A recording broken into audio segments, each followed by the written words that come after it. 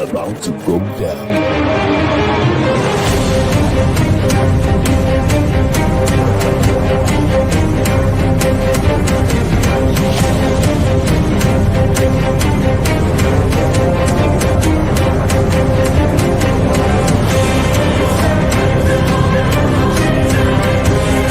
It's lovely pass, and here he turns cleverly. Can he find a finish? Oh, he can! Skill by Joshua, and a return right hand. Good counter right. Bullen is hurt. Second right hand. That clipped him as well. Now he goes in for the kill. Well, Ricciardo is inching into the lead, and Ricciardo that win the Italian Grand Prix! Iguodala running the floor.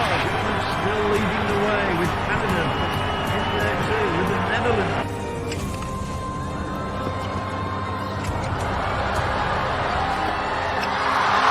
And Musa makes it 4 goals in 2 World Cup matches. The Monaco Grand Prix! Ricciardo triumphant in Monza. Through Bowden Barrett and an early touch and an excellent. Sports Orbit. We make the world go round.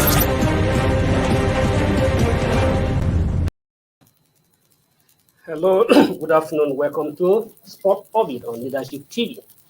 I am Salihu Usman, your regular host. Alpha Action is unavoidably absent today, but I'm not alone in the studio. I have a very special guest, the man who needs no introduction, or little introductions when you talk of sport in Nigeria and also in the world of journalism. Okay. So I'm talking of the person of, if I say describe him as a veteran, veteran is not about how many years you have put in the service, but what you have been able to do within a shortest time that describe who you are in the profession. He is a veteran in the world of journalism. He's the only man, the only thing he does every day is about sport, the right sport. That is where he earns his living.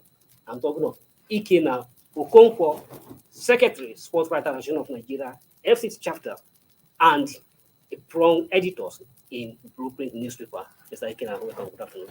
Thank you so much. It's a pleasure. Well, listen, to say the Nigeria Football Federation election is forthcoming, and just less than 40 days to the election, the wave is gathering momentum. A lot of people are beginning to show interest, and just like last week, on Thursday precisely, the Congress of the Nigeria Football Federation held their annual General Assembly in Lagos. And at that Congress, at that General Assembly, they set up the Electoral Committee that will midwife the elections, and as well as the Appeal Committee. But, however, all is not longer well within the leadership of Nigeria Football Federation. Just 4 days after, we hear now that the compositions of the Electoral Committee is now dividing the stakeholders of Nigeria football, particularly the board member of the Nigeria Football Federation. Some of them feel that they have been betrayed. Some of them feel they were not consulted about the membership of the Electoral Committee. And that is speaking a serious concern within the Federation itself. And when you hear people cry foul and crying loud, you mean that maybe some of them feel that their interest may not be protest. But I don't want to dwell much on that. But however, during the Electoral Committee, they make somebody, Anthony Malik, as the chairman of the Electoral Committee, while Gadi Omar is the chairman of the Appeal Committee. And the board members are most concerned, particularly the chairmanship of the position of the Electoral Committee and the chairman, the vice chairman, as well as the Appeal Committee and the vice chairman. So, Mr. Ikena Okono, you are very familiar with the situation within Nigeria football. This election is, to me, will be a turning point for Nigeria football. It can also be described as a make or mark for Nigeria football, because if we fail to get it right, then we'll be doomed for it again. Obviously, all the stakeholders in Nigeria football are there looking for a positive change in the federation. But now here we are, just about to start the process of having an election that will usher in a new board, a new leadership of Nigeria football. People are beginning to raise concern.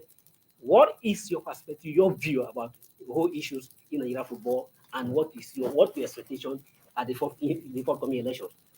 Yeah, thank you so much. Like I had acknowledged earlier, I want to believe that the head or the leader of the Nigerian football at the moment, Amaju Pinnick, is trying to live to his promises, though in a negative way.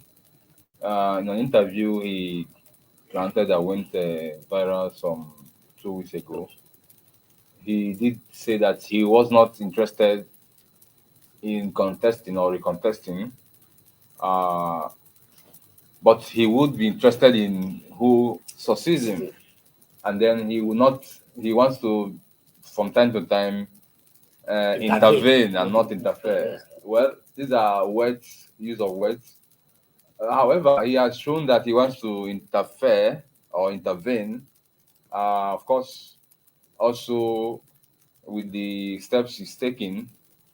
I am aware that the last Thursdays, like you said, last Thursday's AGM. AGA, the Annual General Assembly that happened, members of that Congress approved a number of persons to as members and alternate members of various committee, the Electoral Committee and Appeals Committee. However, they didn't announce those that would lead the committee in the positions of the chairman and vice chairman. I mean, for the both committees At the assembly. at the assembly, which they did that because the status admits that I mean, the assembly or the AG appoints the members, but that I think it's the electoral stipulation, not actually the status, but that Federation. the committees will now sit at various times as they want. Their maiden meeting, I learned one should happen today or thereabout, and then appoint Point. their leadership From among them. from among them. They are the ones that appoint, and not that anybody at either the NFF or the AGA would do the appointment for them. So, but when the communique eventually came out after about 24 hours of the AGA, the names were not only contained in that communique. However, the positions of chairman and vice chairman were also mentioned on that communique, and this has led some members of the AGA or the Congress to kind of raise an issue. And it's something. If you want to come to equity, you have to come with clean hands. You are not contesting, and you want to influence. Is nothing is wrong if he has a candidate in mind, but he also has to go about it in a very transparent and, of course, statutory manner, so that he won't begin to raise issues where there shouldn't be. I mean, he has also come out to say that anybody that goes to conventional court in Nigeria would be banned and or whatever. Throwing threats as if even if he's the president of this country.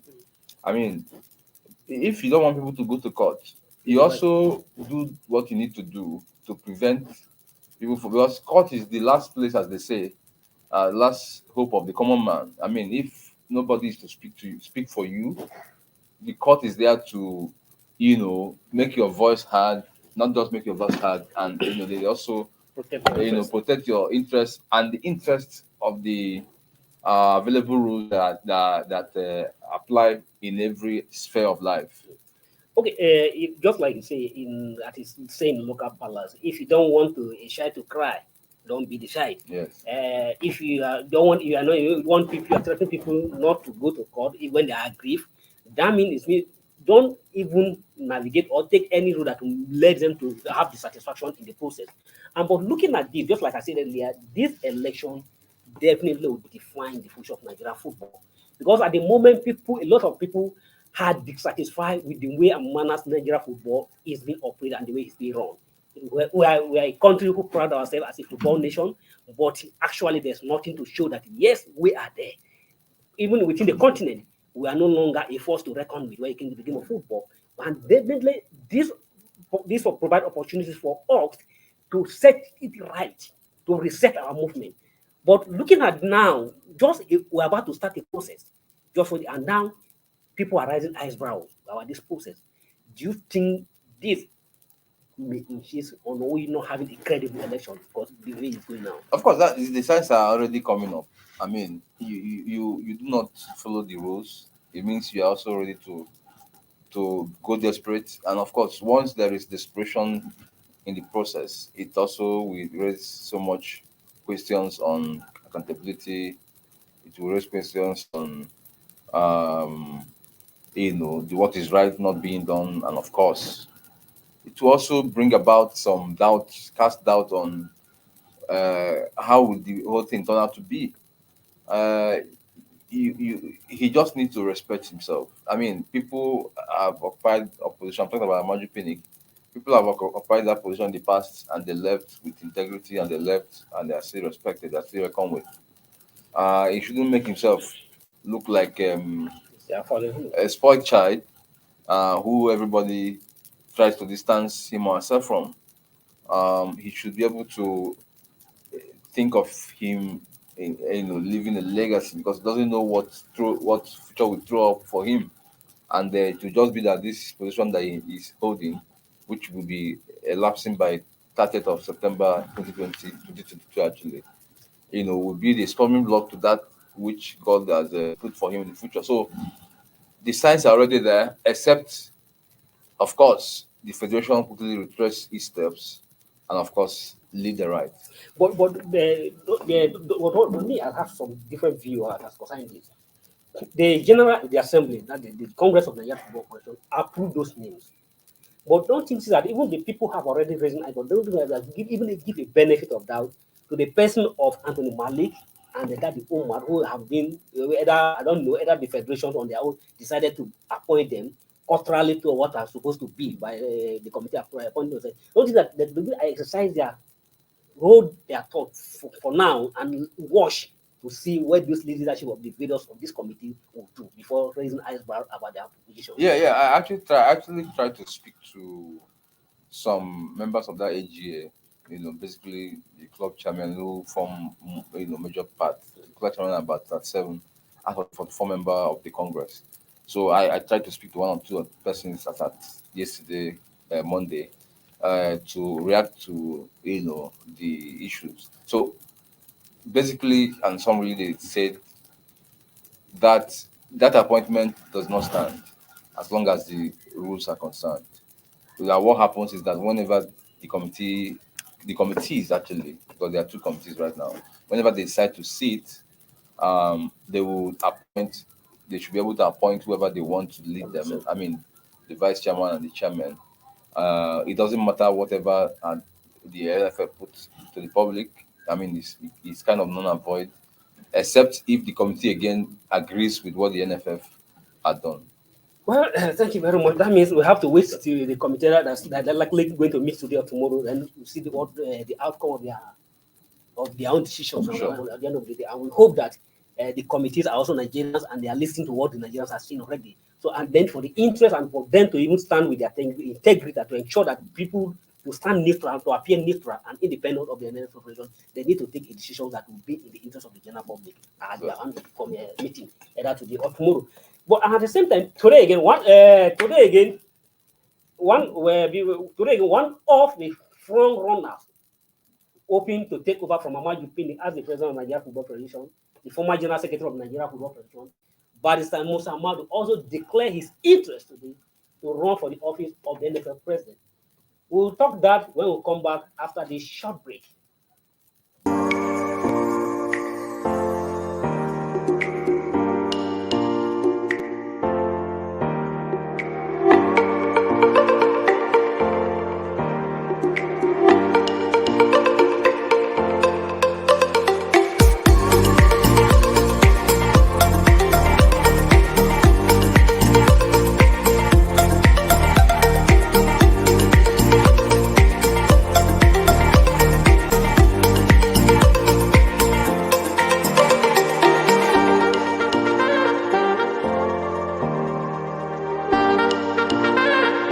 For sponsorship and advert placements, please contact 080-3688-6158. Last Word Leadership Podcast Studio. You have the last word.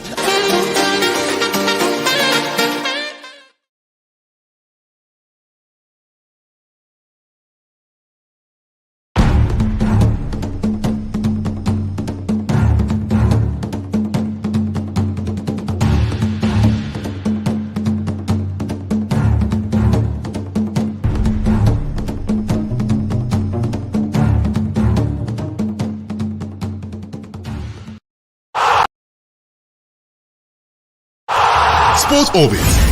We make the world go round.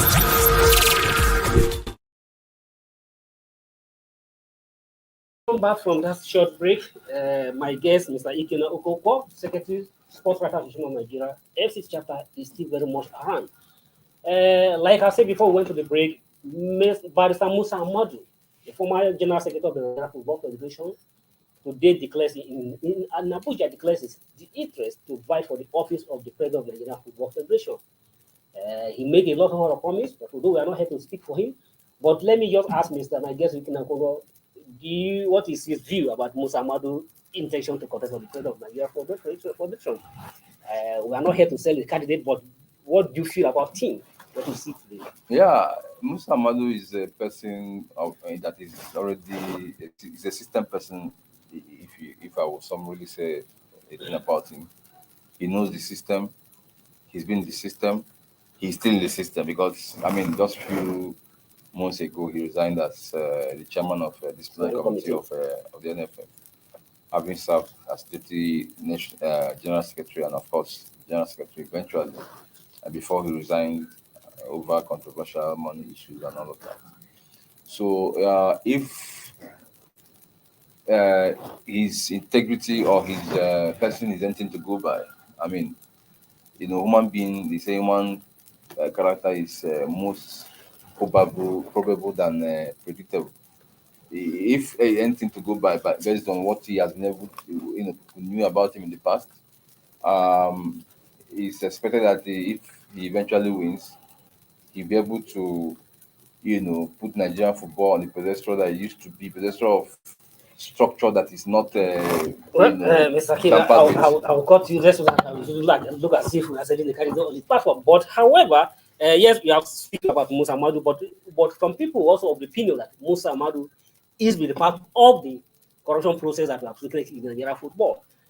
But that is not our decision to take. It's left for the Congress of Nigeria Football Federation and the delegate to see if Musa Amadu possesses the characters and the qualities we are looking towards to have the thinking in Nigeria football and to have a new direction in our football. There are a whole lot of them who are also indicating interest. Many of them, Barrister Siya Amadu, Chief of Staff to the Minister, Chief Abayola, Chairman of Chairman Ibrahim Gusu is also indicating interest. We also heard that Suleiman Kwali, the man from Plateau, is also interested in COVID. And then other several international, either Peter side. Don't forgetting the man in CAF, Christian is also interested in vying for the office of the Nigeria Football Federation. So the delegates and the Congress member have a role not to choose. But the honest question and the honest is we are only asking for them that they should search their concept and choose who is the right man for the job. That is only we can ask for. Well, still about the Nigerian Football Federation election, but not directly about Nigerian football, but the process that may lead to have a very formidable football in the country. Remember, the Minister of Youth and Sport, through on the directive of the President, set up a 10-year master plan football committee.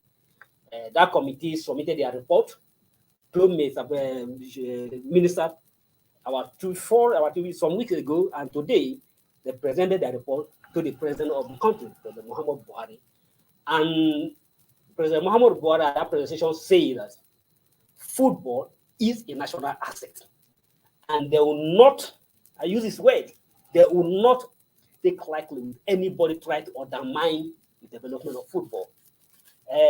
You have been around and you have seen what we have, but people have also asked many questions that our program is not about program, it's not about program or document, that we have a whole lot of document that can midwife and that can take our football to the highest height. But unfortunately, how to go about this only our program, it's not about document. But you now being with this master plan, this report being submitted to the president, and with the president's statement, do you take it as something to take to the bank and to back on? That yes, we can see have a future, a better future in football. Well, the summary, or not the summary, the entirety of the master plan recommendation by the committee is not yet on the public scene. Of course, it's until the presidency has gone through the content that, of course, they will begin to roll it out. In Nigeria, the problem we have is not that we don't have the requisite laws or rules or recommendations that will help a lot but basically it's been on the part of implementation. Most times, I mean, the leadership would come and would bring in with their own philosophy, and they would throw most of these things in the dustbin. Incidentally, this particular government has less than 10 years, Less than yes, 1 year. 1 year to leave office. I wouldn't know what it becomes if the next government steps in by next year. I think it's May 29 with these committee's recommendations. I just wish that because the person of Alhaji Ibrahim Galadima, who chaired that committee, the caliber of persons, other member of the committee, including Muhammad himself, I mean, who was part of that committee, Sheya Krimi and all of them, they are not people that are given to jokes or that are not serious in what they do. Um, I hope that this particular report or the recommendations will not go the way of the previous ones because the razzmatazz that has followed this particular 10-year football development master plan committee has been on for months right now. I mean, for months, and of course, eventually today it saw the light of the day in the area of presenting it to Mr. President, and we do hope that everything will go well and the implementation will come. Well, just like this, I was trying to come to that.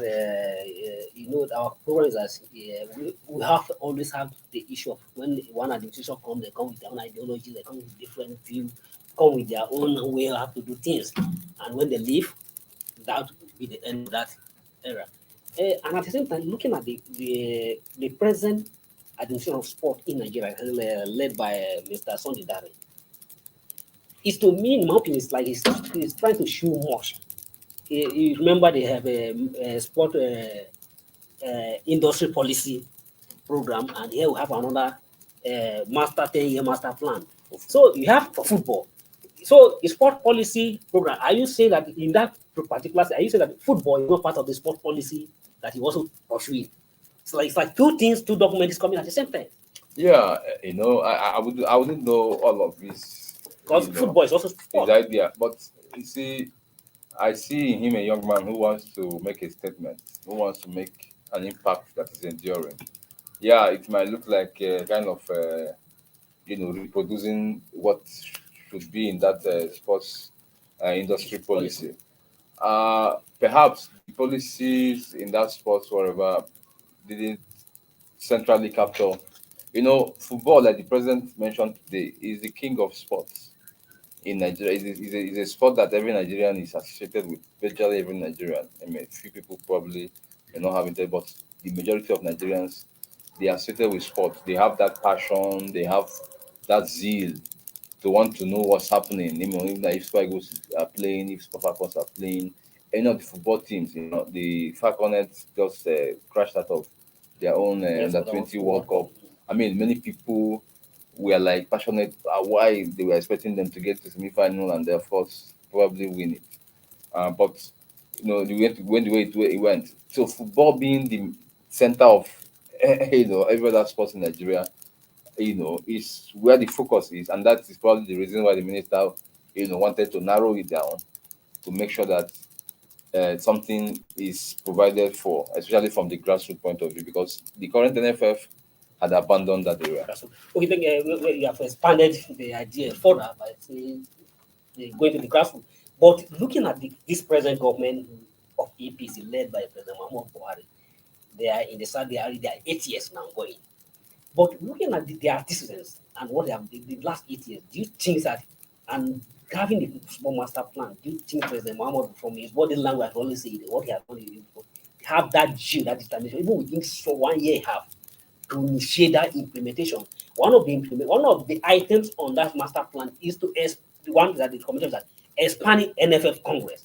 Here we have election between us, and if nothing is not done, that means we are going to have 44 people deciding who become the next president of Nigeria Football Federation.